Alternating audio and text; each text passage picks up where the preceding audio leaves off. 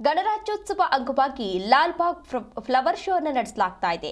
ತೇಜಸ್ವಿ ವಿಸ್ಮಯ ಪರಿಕಲ್ಪನೆಯನ್ನ ವೀಕ್ಷಿಸಿದ್ದಾರೆ ಸಾವಿರಾರು ಜನರು. ವೀಕೆಂಡ್ ಹಿನ್ನೆಲೆ ಭಾರಿ ಸಂಖ್ಯೆಯಲ್ಲಿ ಜನರು ಆಗಮಿಸ್ತಾ ಇದ್ರು. ಇನ್ನು ಬೆಂಗಳೂರಿನ ಲಾಲ್ಬಾಗ್ ಫ್ಲವರ್ ಶೋಗೆ ಭರ್ಜರಿ ರೆಸ್ಪಾನ್ಸ್ ಕೂಡ ಈಗಾಗಲೇ ಸಿಗ್ತಾ ಇದೆ. ಗಣರಾಜ್ಯೋತ್ಸವ ಪ್ರಯುಕ್ತ ಲಾಲ್ಬಾಗ್ನಲ್ಲಿ ಫಲಪುಷ್ಪ ಪ್ರದರ್ಶನವನ್ನ ಕೂಡ ಆಯೋಜನೆ ಮಾಡಲಾಗಿದೆ.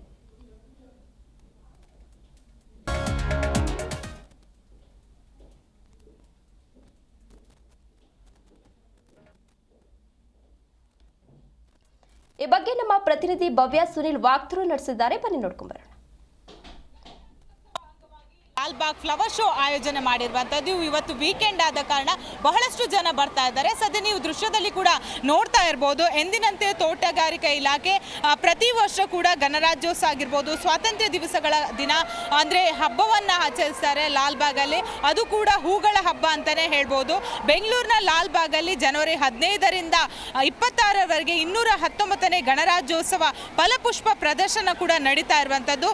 ಖ್ಯಾತ ಸಾಹಿತಿ KP ಪೂರ್ಣಚಂದ್ರ ತೇಜಸ್ವಿ ಅವರ ಬದುಕು ಆಗಿರ್ಬೋದು, ಬರಹ ಕುರಿತ ತೇಜಸ್ವಿ ವಿಸ್ಮಯ ಈ ಬಾರಿಯ ಪ್ರದರ್ಶನದ ಮುಖ್ಯ ವಿಚಾರವಾಗಿರುವಂಥದ್ದು. ಲಾಲ್ಬಾಗ್ನ ಗಾಜಿನ ಮನೆಯಲ್ಲಿ ತೇಜಸ್ವಿ ಅವರ ನೆಚ್ಚಿನ ಕಾಡಿನ ಮಾದರಿಯನ್ನ ನಿರ್ಮಿಸಿರುವಂಥದ್ದು. ಸದ್ಯ ನೀವು ದೃಶ್ಯದಲ್ಲಿ ಕೂಡ ನೋಡ್ತಾ ಇರ್ಬೋದು ಯಾವ ರೀತಿ ಒಂದು ಅನಾವರಣ ಮಾಡಿದ್ದಾರೆ ಅಂತ. ಪ್ರಮುಖವಾಗಿ ಇವತ್ತು ವೀಕೆಂಡ್ ಆದ ಕಾರಣ ಲಾಲ್ಬಾಗ್ ಫಲಪುಷ್ಪ ಪ್ರದರ್ಶನವನ್ನ ಕಣ್ತುಂಬಿಕೊಳ್ಳಲು ಬಹಳಷ್ಟು ಜನ ಸಿಲಿಕಾನ್ ಸಿಟಿಯಿಂದ ಕೂಡ ಬರ್ತಾರೆ. ಒಂದು ಕಡೆ ಕಂಟಿನ್ಯೂಸ್ ಆಗಿ 3 ದಿವಸಗಳ ಕಾಲ ರಜೆ ಇದೆ. ಸೊ ಹೂಗಳ ಹಬ್ಬವನ್ನ ಕಣ್ತುಂಬಿಕೊಳ್ಳಲು ಫ್ಯಾಮಿಲಿ ಜೊತೆ ಬರ್ತಾ ಇರುವಂಥದ್ದು. ಸೆಲ್ಫಿ ತೆಗೆದುಕೊಳ್ಳುತ್ತಾ ಟೈಮನ್ನು ಕೂಡ ಇಲ್ಲಿ ಸ್ಪೆಂಡ್ ಮಾಡ್ತಾ ಇರುವಂಥದ್ದು.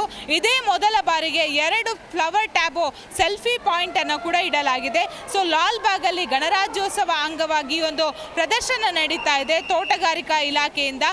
ಪ್ರಮುಖವಾಗಿ ಪ್ರದರ್ಶನದಲ್ಲಿ 10 ಹಲವು ಆಕರ್ಷಣೆಗಳು ಕೂಡ ಇರುವಂಥದ್ದು. ಈ ಬಾರಿ ಒಟ್ಟಾರೆ 3 ಕೋಟಿಗೂ ಅಧಿಕ ಹಣ ಖರ್ಚು ಕೂಡ ಮಾಡಿರುವಂಥದ್ದು. ತೇಜಸ್ವಿ ಅವರ ಬದುಕು ಆಗಿರ್ಬೋದು, ಬರಹ ಆಗಿರ್ಬೋದು, ಸಾಮಾಜಿಕ ಕಳಕಳಿ ಆಗಿರ್ಬೋದು, ರೈತ ಚಳವಳಿ ಆಗಿರ್ಬೋದು, ಪರಿಸರದ ಕುರಿತು ಕೂಡ ಈ ಒಂದು ಅನಾವರಣ ಮಾಡಿದ್ದಾರೆ. ಸದ್ಯ ನೀವು ದೃಶ್ಯದಲ್ಲಿ ಏನು ನೋಡ್ತಾ ಇದ್ದೀರಾ, ಇಲ್ಲಿ ಹೂಗಳನ್ನು ಜೋಡಿಸಿದ್ದಾರೆ. ಹೂಗಳನ್ನು ಕೂಡ ಬೇರೆ ಬೇರೆ ಕಡೆಗಳಿಂದ ತಂದು ಪ್ರಮುಖವಾಗಿ ಕಿಕ್ಕಿರಿದ ಕಾಡುಗಳಿಂದ ಆವೃತವಾಗಿರುವಂಥದ್ದು. ಒಂದು ಕಡೆ 45 ಅಡಿ ವಿಸ್ತೀರ್ಣದ 25 ಅಡಿ ಎತ್ತರದ ಬೃಹತ್ ಬೆಟ್ಟ, ಜಲಪಾತ ಮಾದರಿ ಜದಿತೆಗೆ ಆಗಿರ್ಬೋದು, ಅದರ ತಪ್ಪಲಿನಲ್ಲಿ ತೇಜಸ್ವಿ ಅವರು ನಿರುತ್ತರ ಮನೆಯ ಪುಷ್ಪ ಮಾದರಿ ಒಂದು ಬಂದಿರುವಂಥದ್ದು. ಅದರ ಮುಂದೆ 4 ಅಡಿ ಎತ್ತರದ ತೇಜಸ್ವಿ ರಾಜೇಶ್ವರಿ ಅವರ ಪ್ರತಿಮೆಗಳಾಗಿರ್ಬೋದು, ತೇಜಸ್ವಿ ಅವರ ಸ್ಕೂಟರ್ ಆಗಿರ್ಬೋದು, ಕಾರ್ವಲು ಕಾದಂಬಕಾರಿ, ಹಾಗೆಯೇ ಪಾತ್ರವಾದ ಕಿವಿ, ನಾಯಿ, ಕರಿಯಪ್ಪ, ಮಂದಣ್ಣನವರ ಪಾತ್ರ ಎಲ್ಲವನ್ನ ಕೂಡ ಒಂದು ಹೂಗಳಿಂದ ಅನಾವರಣ ಮಾಡಿದ್ದಾರೆ. ಸೊ ಪ್ರಮುಖವಾಗಿ ಬೇರೆ ಬೇರೆ ಕಡೆಗಳಿಂದ ಹೂಗಳನ್ನು ತಂದು ಒಂದು ಇಲ್ಲಿ ಡೆಕೋರೇಟ್ ಕೂಡ ಮಾಡಿರುವಂಥದ್ದು. ಸೊ 26ನೇ ತಾರೀಕಿನಂದು ಗಣರಾಜ್ಯೋತ್ಸವ ದಿವಸದಂದು ಬಹಳಷ್ಟು ಜನ ಬರ್ತಾರೆ.